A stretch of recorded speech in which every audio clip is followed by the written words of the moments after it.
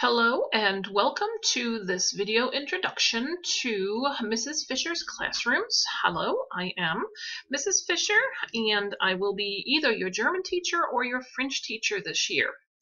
I decided to give you a video introduction. So first of all, I'm not using classroom time to go through these basic this basic information, but also you can watch and rewatch and help yourself to more information than if you were just to sit in the classroom and take notes. Additionally, your parents will be able to watch this video and hopefully get a better sense of what's happening in the classroom and what's expected of you and what you can expect from me in either the German or French classroom. I understand that some of you have already been in my classroom. However, you should still watch this video. A few things change. You know that teachers always learn from their students throughout the year, and so there's a few new things that I'm incorporating this year, and you want to make sure that you're up to date on those new things that are coming up. This video is made because I want to introduce you again to these classrooms that you will be in. I'm going to talk to you about the aspects of the foreign language classroom, what you can expect in this class, and how this class will be organized.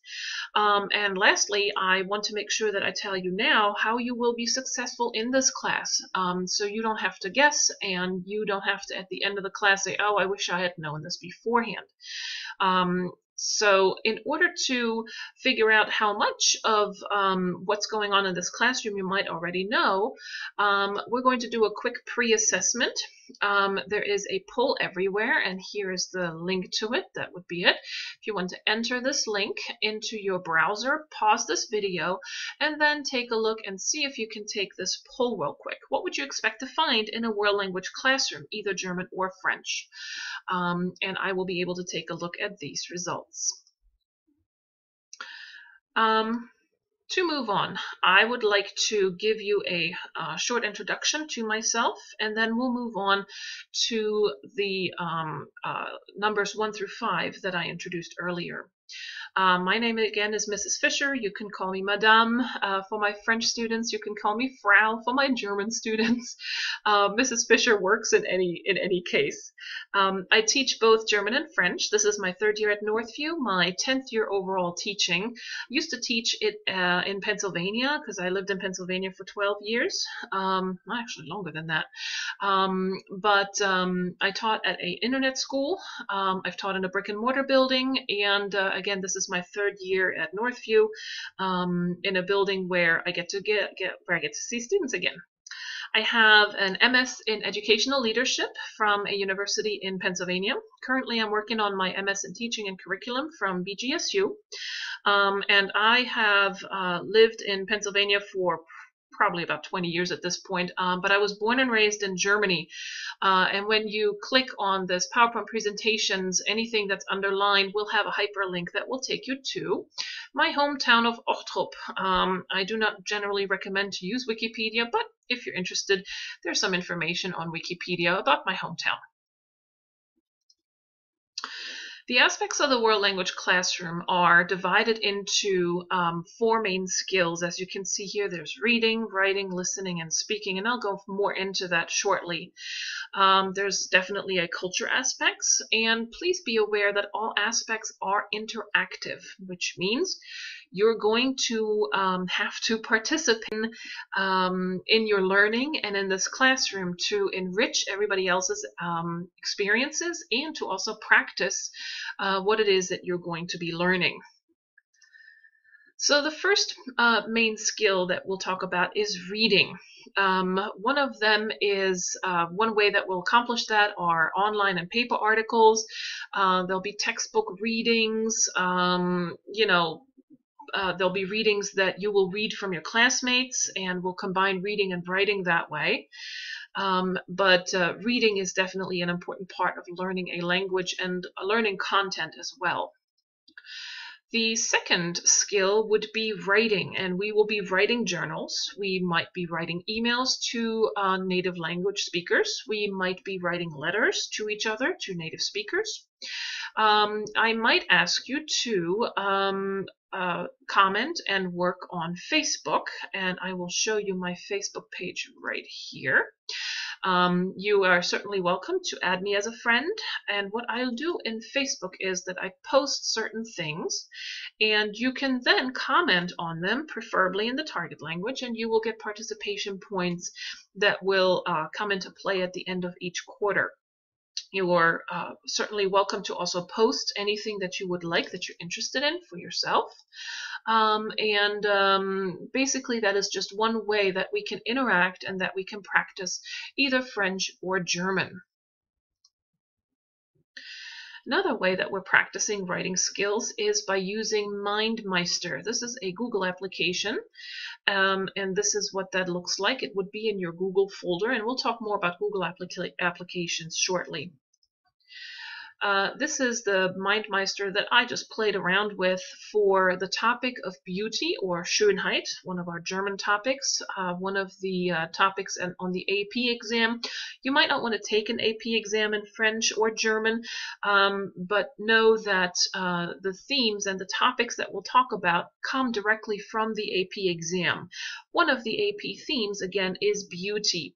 And my plan is to use this as a vocab building activity where we can all collaborate and add vocab to then build with the vocab the structures and conversations that we would use to talk about these themes. My next aspect that I'd like to talk about is listening. Listening in a foreign language obviously is very important, as it would be in any language, and there are several things that I will incorporate to have you listen to the foreign language. I will talk about Audiolingua shortly. Take a look at German and French radio stations that I have here. There, for example, is one of my favorite radio stations. You will hear me stream that probably at the beginning of a class. This would be NDR 2. This is Radio RFI, and they have radio stations the world. You can get Afrique, you can get French radio stations from Asia, you can get French-speaking radio stations from the Caribbean, and so RFI would be one of those radio stations where you can practice your listening. Don't worry about understanding everything at all times. It is just a matter of slowly getting your brain used to how the language works. And if you can pick up a few words here and there, or maybe just get the gist of a message, or the gist of a little snippet of information, that's really awesome, and that's wonderful. And that's what you want to aim for at your level of language learning. We would be using digital recorders for recording our voices, and then going into the speaking part, we would record, and then going into the listening, we would want to listen to each other. I'd be using YouTube videos, and we would be using conversations in class within your classmates to hone those listening skills. In order to have a conversation, you need to understand what your friend is saying, and then hopefully you would be able to answer in an understandable way. You will hear me speaking the target language a lot of times in class. We are in German 2, German 3-4, and French 2. At this point, most of the commands that I would give in a foreign language classroom should be expected to be given in the foreign language. So if I were to say, okay, open your books or get out a paper and pencil, that would be happening in the target language. And that would be one of those listening skills that is highlighted right there. Let me talk a little bit about Audiolingua. Audiolingua is a website that collects MP3 files from native speakers all around the world to speak about everyday occurrences. I want to show you the topics that are suggested, that are collected here, and you can again look at these topics by topic and choose an audio file, or you can go simply by language and see what listeners you might want to, what speakers you might want to listen to. Sometimes I will assign a particular file, and then you would just click on it and listen to it and possibly answer some questions about it. And I use Audiolingua as a great tool for you to listen and re-listen if necessary, to make sure that you can hear other speakers other than myself in the target language.